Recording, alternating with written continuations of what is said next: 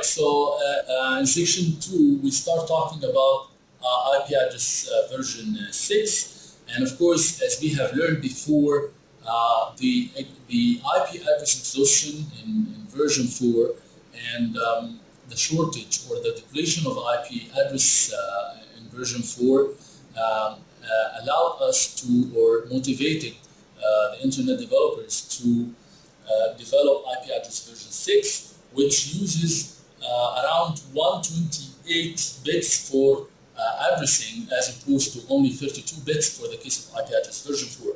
So IP address version 6 has the ability to represent 340 undecillion addresses. That's a huge number.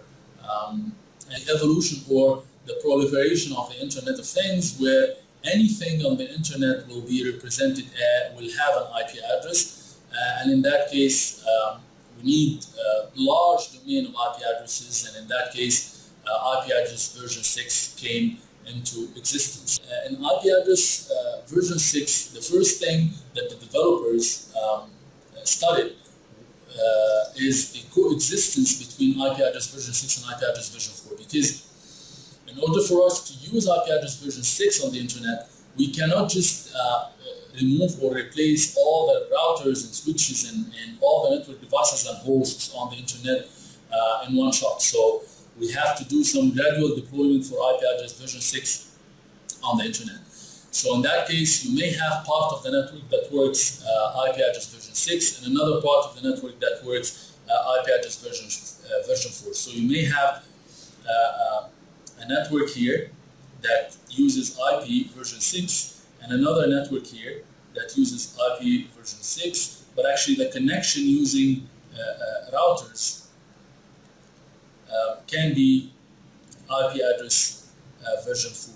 So that created the need that we have to have an IP address version 4, IP address version 6 coexistence. And the developers first talked about some techniques to make this possible. And the technique that the first step or the first technique that can make this possible is by having a dual stack. And in that case, each host will have both IP address version 4 and IP address version 6 stack. So this allows a host to be able to talk IP address version 4 or talk IP address version 6 depending on the network that it exists in. Also, routers will have to have a dual stack. We'll have to have two stacks, one for IP address version 4 and one IP version 4 version 6. Another technique which is very important, which is what we call tunneling. So in that case, we have a network here that talks IP address version 6. So within this network, packets will have version 6 headers. And within this network, you also have packets with IP address version 6 headers. When this network tries to send packets over the internet through the backbone, there is what we call the concept of tunneling.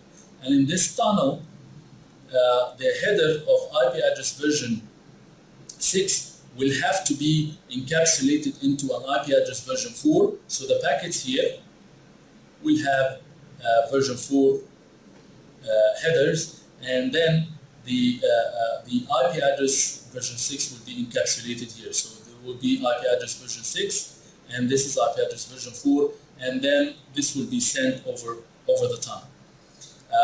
When you come back here, then this will be decapsulated into IP address version 6, which will be sent over this network. So this is the concept of tunneling.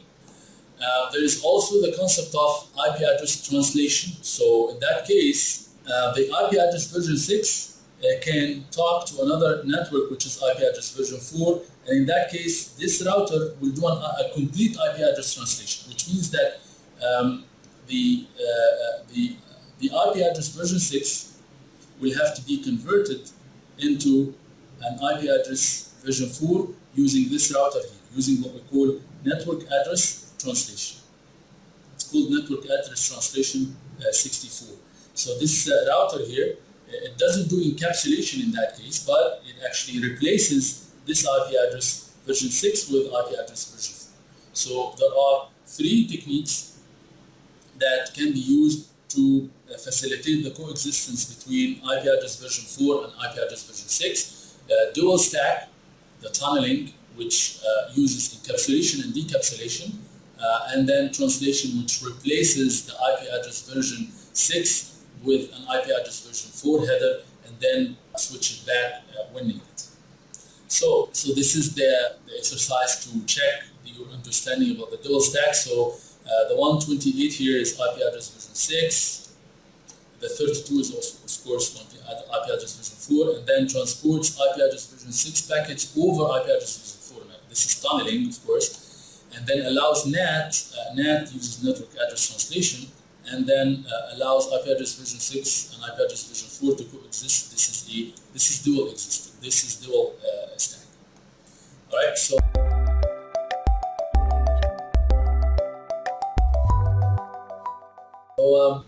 So the representation for IP address version 6 is slightly different from IP address version 4 because in IP address version 6 to represent 128 we need some special ways of abbreviating or summarizing the representation or the notation of representing IP address version 6. So in that case, instead of using the decimal notation as the case of IP address version 4, instead IP address version 6 will use the hexadecimal notation. So that actually summarizes each 4 bits into one hexadecimal digit. So that's the first step that we need to do in order to represent IP address version 6. So each byte is actually represented by 2 hexadecimal digits in that case. And another thing that we need to do in order to represent IP address version 6 is that instead of using octets as the case of IP address version 4, here we use hextets. Or in that case, each 4 hexadecimal digits are going to be grouped into what we call hextets. And the hextet is actually 4 hexadecimal digits, and each digit is converted into 4 binary numbers, as we can see here. So this 0000 hexadecimal will be represented using this binary representation, and so on. So the preferred format for IP address version 6 is using what we call hextets. The other technique to sort of summarize the IP address version 6 representation is what we call omitting leading zeros. So in omitting leading zeros, what we need to do is that we remove all the leading zeros as it shows here in this example. So all these leading zeros will have to be omitted in each hextet separately, which means that we don't remove the whole hextet, but we just remove the leading zeros and leave only 1 0 as we can see here. So this actually shows different examples that shows us how to remove the leading zeros. So here this hextet becomes without the 0, and this hextet will be only 1 0, and so on. We don't remove these zeros here, we actually remove the leading ones only. Okay, so that actually shows us different examples for omitting the leading zeros. So that step is easy. The next step is just to remove all the consecutive zeros and represent that using double column, as we can see here. So these 3 zeros will be represented using this double column, as we can see here. So remember that this double column can be used only once in the IP address, only once in the IP address.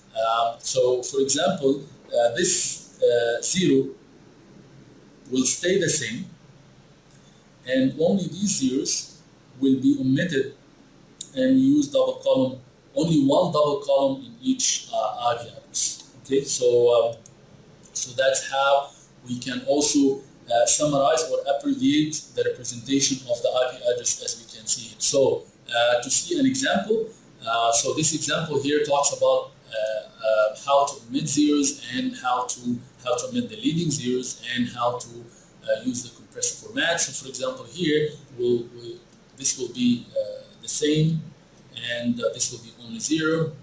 This will be D, B, and then 8, and then this will be 1, 1, 1, 1, and then this will be only 0, and this will be only 0, this will be only 0, and this will be only 2, 0, 0. Right, so the compressed format in that case will try to see all the consecutive zeros here and represent it using the double column. So this will be 2, 0, 0, 1, 0, DB 8,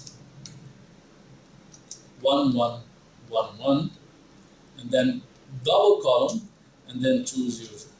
So this way, we actually summarize all these 3 different hex bits into double column, as we can see here. So this is how to represent it in the compressed format. And similarly, we need to do the same for the other exercises.